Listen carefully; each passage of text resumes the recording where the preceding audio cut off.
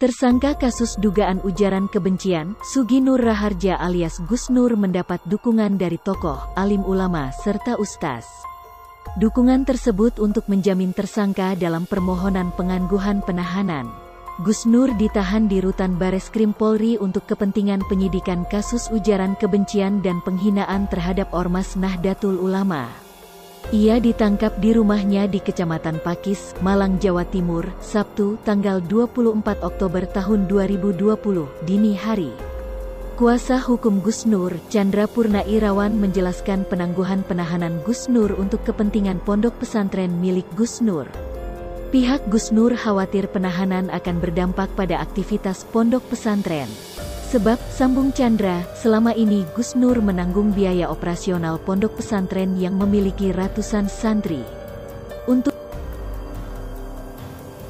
pemeriksaan kasus, sejumlah tokoh, alim ulama, ustaz dan keluarga telah membuat surat pertangguhan.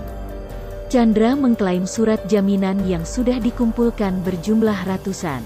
Kalau tidak ditangguhkan, proses kegiatan belajar mengajar di pondok pesantren itu dikhawatirkan terganggu, ujarnya dikutip dari Kompas.com, Kamis, tanggal 29 Oktober tahun 2020. Gus Nur ditangkap karena diduga menyebarkan informasi yang menimbulkan rasa kebencian atau permusuhan berdasarkan sara dan penghinaan dalam sebuah wawancara di sebuah kanal YouTube pada tanggal 16 Oktober tahun 2020.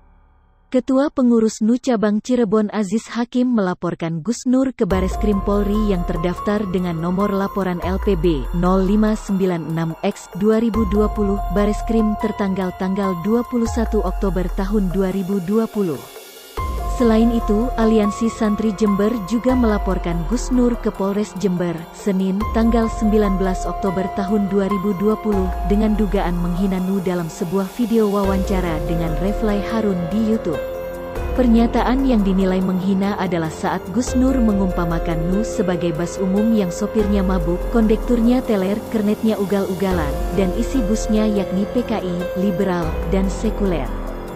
Pemeriksaan kasus, sejumlah tokoh, alim ulama, ustaz dan keluarga telah membuat surat pertangguhan. Chandra mengklaim surat jaminan yang sudah dikumpulkan berjumlah ratusan. Kalau tidak ditangguhkan, proses kegiatan belajar mengajar di pondok pesantren itu dikhawatirkan terganggu, ujarnya dikutip dari Kompas.com, Kamis, tanggal 29 Oktober tahun 2020. Gus Nur ditangkap karena diduga menyebarkan informasi yang menimbulkan rasa kebencian atau permusuhan berdasarkan sara dan penghinaan dalam sebuah wawancara di sebuah kanal YouTube pada tanggal 16 Oktober tahun 2020. Ketua Pengurus NU Cabang Cirebon Aziz Hakim melaporkan Gus Nur ke Bareskrim Polri yang terdaftar dengan nomor laporan LPB 0596X2020 Bareskrim tertanggal 21 Oktober tahun 2020.